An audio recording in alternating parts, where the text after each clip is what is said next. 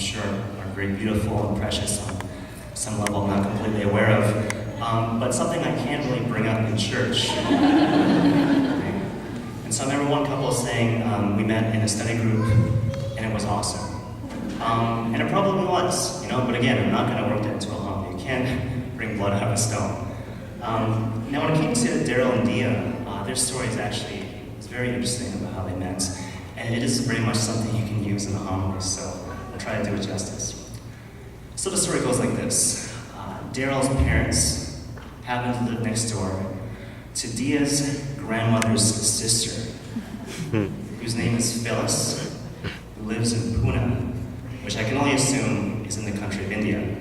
Now right away, that's an amazing story. We don't need to go any further, but there's more. Daryl came back home to visit from Germany, and he went to a party, and lo and behold, Phyllis was there. Now the details are a little bit sketchy, but apparently Phyllis thought that Daryl was very charming, very handsome, just an overall dreamy sort of guy. And so she decided to pass on Dia's email address without actually asking Dia. And so that's what happened. Now apparently 3 weeks went by, and Daryl did nothing. Not exactly sure what it was, but that's what happened. And after much family pressure, so to speak, Daryl finally decided to email this young lady. And again, the details are a little bit sketchy as to what the email was about, but it basically goes like this. Hey, my name is Daryl. I live in Germany. And I met Phyllis of Pune, which apparently is a city in India. And basically, if you're ever in Europe, we should connect. Now, I'm a little surprised that would work on any girl, actually.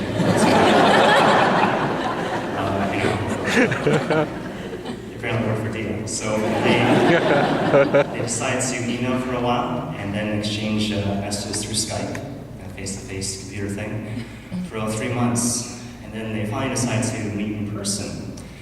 And when they met in person, they were together for about 13 days, only 13 days. And then Dia made the very dramatic decision to quit her job, move to Germany, to be with this nice young man who wrote such nice emails.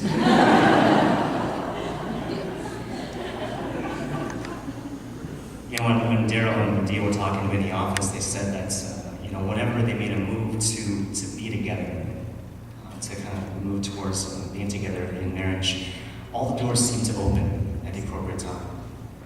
It seemed as if the Lord really wanted them to be together. And so they ended up adopting this really interesting motto for the relationship. And so it goes like this. Do not be afraid to trust an unknown future to a known God. It speaks to us the fact of why we get married in the Catholic Church to begin with. This is another question I ask couples in the office. Why do you want to get married in the Catholic Church? Sometimes it's for matters of sheer validity, which is fair. But most of the time people will say, well, it's because we love each other. We love each other, therefore we want to get married in the Catholic Church. But it kind of begs the question, if it's only about the love you have for each other, then why not declare love in front of a justice of the peace?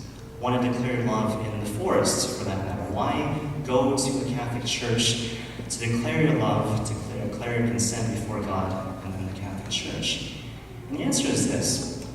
When a couple decides to get married in the Catholic Church, what they're actually saying is this.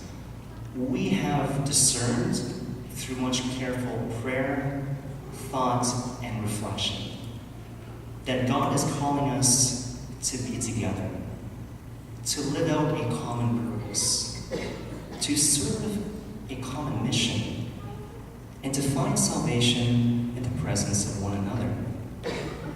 And so when you come before God and His church, before the altar of the Lord, to get married here, what the couple is saying is yes. We say yes to God's mysterious designs He has for us. Not just for you or for me, but for us as a couple. To find our salvation in the presence of one another. So Dia and Daryl, we certainly give thanks to God that He had brought you together to find salvation in the presence of one another. And I definitely urge you to stay close to our Lord Jesus Christ through prayer and through the sacraments, because that is how you will live out your common vocation, your common mission in life. And that is how you will inspire many, many people through your words, your example, and the holiness of your lives. In the name of the Father, and the Son, and the Holy Spirit.